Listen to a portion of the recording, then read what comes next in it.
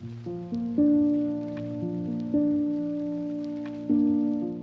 ખેતરમાં 10 વર્ષથી સાનિયું ખાતર ભર્યું નથી, એની જગ્યાએ બ્લેક કાર્બન ખાતર નાખ્યું. એમાં સાનિયા ખાતરનું કામ થઈ ગયું અને છોડ પણ સારા રહેશે અને ખેતરમાં ફળદ્રુપતા પણ વધી છે.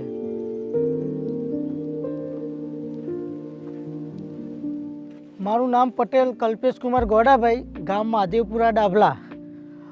મેં કૃષિ ઇન્ડિયા કંપનીના ખાતરો ખેતરમાં વાપર્યા છે.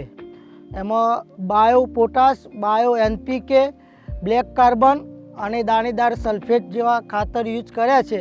એમાં મને સારું રિઝલ્ટ જોવા મળ્યું છે અને ચણા બી બહુ લીલાછમ છે, છોડ બી સારા છે અને એમાં ગ્રીનરી બી સારી આવે છે.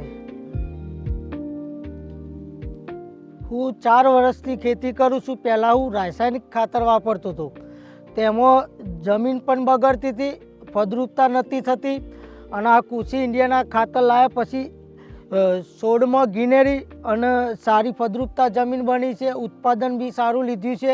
આમાં મને બહુ જ મજા આવી આ ખાતર વાપરવાથી. રાસાયણિક ખાતરો વાપરવાથી ખર્ચા વધી જતા અને ઉત્પાદન જોઈએ એટલું નહોતું મળતું. આ કૃષિ ઇન્ડિયાના દાખલા તરીકે રાસાયણિક ખાતરો 1550 રૂપિયાનું પોટાશ આવતું, આ લગભગ 1200 રૂપિયા આજુબાજુ આવે છે કૃષિ ઇન્ડિયાનું પોટાશ. પણ રિઝલ્ટ જમીન બગડતી નથી અને ખર્ચો બી ઓછો થાય છે અને ઉત્પાદન પણ સારું મળે છે આ ખાતર વાપરવાથી.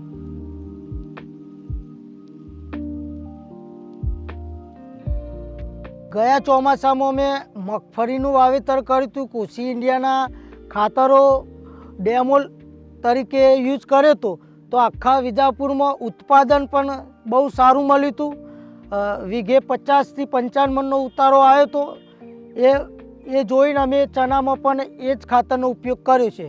કૃષિ ઇન્ડિયા કંપનીમાં દાણેદાર સલ્ફેટ ખાતર આવે છે, એ નાખવાથી એ પાણીમાં ફટાક દઈને ઓગળી જાય અને સલ્ફરનું ને સલ્ફેટનું કામ એવું કરે છે. તે રિઝલ્ટ બી બહુ મસ્ત મળે છે અને છોડમાં એકદમ હરિયાળી જેવો છોડ થઈ જાય છે. કૃષિ ઇન્ડિયાના ખાતર વાપરવાથી મને ઘણો ફાયદો અને ઘણું ઉપજ મળી ગયું અને ખર્ચો પણ ઓછો થયો. એટલા માટે બીજા ખેડૂતોને હું ભલામણ કરું છું, તમે રાસાયણિક ખાતર બંધ કરીને ખર્ચો ઓછો કરી અને કૃષિ ઇન્ડિયાના ખાતરો વાપરો તો ખર્ચો બી ઓછો થશે, જમીન પણ સુધરશે અને ઉત્પાદન પણ સારું મળશે.